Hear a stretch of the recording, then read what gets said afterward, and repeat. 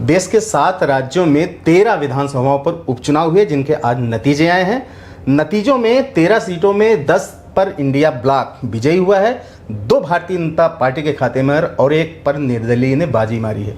तो सब मिला कि ये जो चुनाव परिणाम रहे वो निश्चित रूप से एक बार फिर चौंकाने वाले रहे हैं। अब आइए पता कर लेते हैं कि जो सीटें कांग्रेस गठबंधन और भाजपा या अन्य जो जीते हैं उनकी क्या स्थिति रही और ये जो चुनाव के परिणाम है वो किस तरफ इशारा करते हैं, क्योंकि इसके पहले भी लोकसभा चुनाव में 68 सीटों का घाटा भारतीय जनता पार्टी को हुआ और ये जो चुनाव हुआ इसमें कहीं न कहीं से एक बार फिर से कांग्रेस को संजीवनी मिलती हुई दिख रही है। इन तमाम मुद्दों पर बातचीत करने के लिए हमारे साथ भोपाल से अनादि टीवी के एसोसिएट एडिटर प्रभु पटेरिया जी हैं। क्या लगता है साहब आपको, ये जो परिणाम आए हैं ये अप्रत्याशित हैं या उम्मीद थी कैसे होने वाला है? देखिए, जिस तरीके से लोकसभा चुनाव के जो परिणाम आए उसको देखते हुए तो ये परिणाम अपेक्षित से दिख रहे थे। आप देखिए क्या है, बीजेपी को नुकसान हुआ है, लोकसभा चुनाव में भी बीजेपी को नुकसान हुआ, वो 400 पार का नारा दे रहे थे। एक जो कांग्रेस ने, हम ये कहें कि जो 5 राज्यों के विधानसभा चुनाव हुए थे उसमें जातिगत जनगणना का जो नैरेटिव कांग्रेस ने सेट किया कि लोगों के साथ भेदभाव हो रहा है, जातियों की जो राजनीति उन्होंने की उसने बहुत धीरे धीरे असर किया, लेकिन तगड़ा असर किया है, ये अब समझ में आ रहा है। दूसरा, वो संविधान खत्म बदल देने वाली बात है, तो लोगों को ये लगा कि उनके हक मारे जाएंगे यदि बीजेपी की सरकार आती है, क्योंकि बीजेपी की सरकार तो ब्राह्मण बनिया पार्टी पहले से उसका नाम रहा है, सवर्णों की सरकार पार्टी मानी जाती है, तो उसको लेकर ये नैरेटिव ने कहीं ना कहीं असर किया। इसलिए आप देखिए बीजेपी को नुकसान हुआ, इंडिया ब्लॉक को फायदा हुआ। 13 में से 10 सीटें जो इंडिया ब्लॉक के गठबंधन में गई हैं, एक निर्दलीय जीता है। बीजेपी की बात करें तो उसको, यदि अकेले बीजेपी की बात करें तो उसने 1 सीट का नुकसान उसको हुआ है, लेकिन बड़ा नुकसान है ये, 1 सीट भी नुकसान बड़ा नुकसान है, क्योंकि हम समग्र तौर पे यदि देखें बीजेपी एनडीए गठबंधन को तो उसको खासा नुकसान हुआ है यहाँ पे। तो ये एक बड़ी बात है जो इस पूरे उपचुनाव में निकल कर सामने आ रही है। मध्य प्रदेश में भारतीय जनता पार्टी को एक फायदा भी हुआ है, उस सीट पर यहाँ पर बीजेपी जीती है जो अक्सर कांग्रेस की दबदबे में रहती थी। यहाँ पर देखिए, मध्य प्रदेश की अमरवाड़ा सीट पे चुनाव हुआ। 44 साल से जो कांग्रेस के बड़े नेता कमलनाथ का गढ़ माना जाता है, 2 चुनाव से यदि हम देखें विधानसभा के तो उस जिले की सातों सीटें कांग्रेस जीतती रही है। वहाँ ये कहा जाता था कमलनाथ जैसा चाहते हैं वैसा निर्णय होता है। बीजेपी ने वहाँ सेंध लगाई है। इसकी पृष्ठभूमि, यदि बीजेपी वहाँ आज अमरवाड़ा जीती है तो इसकी पृष्ठभूमि है 2024 के भी लोकसभा चुनाव हुए उसके पहले है इसकी। बीजेपी ने 2019 के चुनाव में जब नकुलनाथ कांग्रेस से जीते थे तो उसमें उनको लीड मिली थी केवल अमरवाड़ा विधानसभा क्षेत्र से और छिंदवाड़ा विधानसभा क्षेत्र से, बाकी 5 विधानसभा में वे हार रहे थे। तब बीजेपी ने इसकी बाकायदा रणनीति की, उनने मैपिंग की बूथवार, और उसके बाद उनने अमरवाड़ा के जो कांग्रेस के विधायक थे उनको तोड़कर अपने यहाँ ले आई, अमरवाड़ा के तमाम जनप्रतिनिधियों को अपने साथ ले आई। यही हाल उन्होंने छिंदवाड़ा में किया। तो 2024 के जो लोकसभा चुनाव हुए उसमें बीजेपी 1 लाख से ज़्यादा वोटों से वहाँ पर जीतने में कामयाब रही, और वही परिणति यहाँ पर दिखाई दी है। बीजेपी का जो कांग्रेस का कैंडिडेट था, जो वहाँ के राजा हैं, आदिवासियों के राजा माने जाते हैं, हर्रई ब्लॉक उनका गढ़ है, वो राजा का जो प्रभाव था वो अपनी जगह था, सब बीजेपी का वोट प्लस कर गए। और एक और समीकरण जो बीजेपी करती रही है, यहाँ हम कहें कि 2003 से बीजेपी इस प्रयोग के दम पर ही सरकार में है, वो है गोंडवाना गणतंत्र पार्टी। तीसरा मोर्चा यहाँ पर आके गोंडवाना गणतंत्र पार्टी आदिवासी क्षेत्रों में कांग्रेस के वोट काटती है, उसका फायदा जो है बीजेपी को मिलता है। तो वही स्थिति यहाँ पर। अब देखिए, मार्जिन बहुत ज़्यादा नहीं है, 3027 वोट से वो जीत पाए हैं।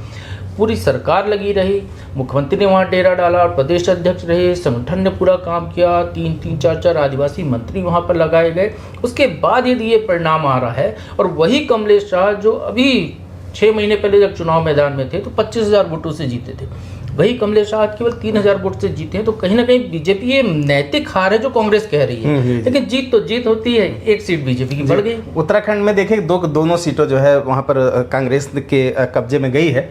और ये थोड़ा सा यहाँ पर देखें कि वहाँ पर मुख्यमंत्री पुष्कर सिंह धामी काफ़ी चर्चा में रहे, और जो उन्होंने सिविल कोड ड्रेस वाला किया था, एक उनका साहसी फैसला था, बहुत सारे और फैसलों के लिए बीच में मशहूर रहे। उनके राज्य का जो सूचकांक है पूरे देश भर में वो भी 1 नंबर पे दिल्ली में रहा।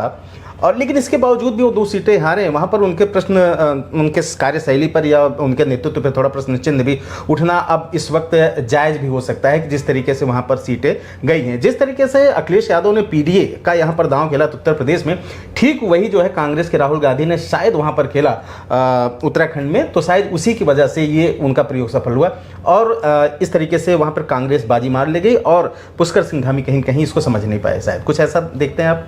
हाँ, निश्चित तौर पर ये जो है कांग्रेस के दांव था जिसके दम पर वहाँ पर ये परिणाम हुए। देखिए वहाँ उत्तराखंड में तो बीजेपी वहाँ से प्रयोग कर रही है ना, यूसीसी का प्रयोग कर रही है।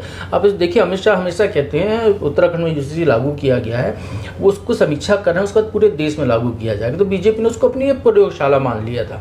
उत्तराखंड वो राज्य है जहाँ पर विधानसभा पिछले चुनाव में मुख्यमंत्री ही हार गए थे, उसके बावजूद बीजेपी ने उन पर भरोसा किया क्योंकि युवा नेतृत्व था, कुछ जातिगत समीकरण थे। लेकिन बीजेपी को ये समझना होगा, चाहे उत्तराखंड की बात हो, चाहे मध्य प्रदेश की बात हो या दूसरे राज्यों की बात करें हम, कि उनका जो चुनाव लड़ने का तरीका है या उनकी जो राजनीति, उसमें कहीं ना कहीं उनको अब बदलाव करने की ज़रूरत है। 10 साल के केंद्र सरकार के कार्यकाल में जिन मुद्दों को लेकर वो चुनाव लड़ रहे थे, वो मुद्दे अब वैसे प्रभावी नहीं रहे क्योंकि उनके काट में नए मुद्दे सामने आ गए जो जनता को बहुत करीब से जोड़ते हैं। जनता उसमें रिएक्ट नहीं कर रही है, सड़क पर नहीं आ रही है, वो बोल नहीं रही है, लेकिन जब वोट दबाने जाती है तो ईवीएम का मशीन वो उसकी तरफ दबाती है। तो ये शायद इसका है कि बद्रीनाथ में मंगलौर दोनों सीटें जो है वहाँ पर वो हार गए। यदि एक एक से भी बराबरी होती तो शायद बेहतर होता कि बीजेपी ने काम किया है, कुछ उसका असर हुआ है।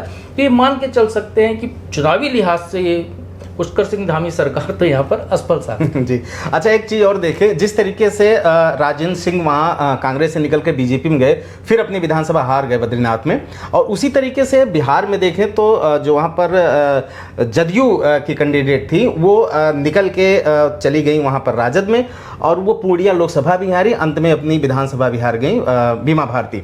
तो एक तरीके से देखा गया कि जो राजनीतिक परिदृश्य इस वक्त चल रहा है, इसमें एक व्यक्ति दूसरे दल में जब जा रहा है तो सफल नहीं माना जा रहा। अलग मध्य प्रदेश को छोड़ दें, मध्य प्रदेश में तो सफलता मिली है, लेकिन ये जो पूरा का पूरा सिनारियो है इस बीच में, ये क्या संकेत दे रहा है कि क्या ऐसा लगता है कि कांग्रेस का पुराना जो विगत वैभव है क्या वापस आ रहा है?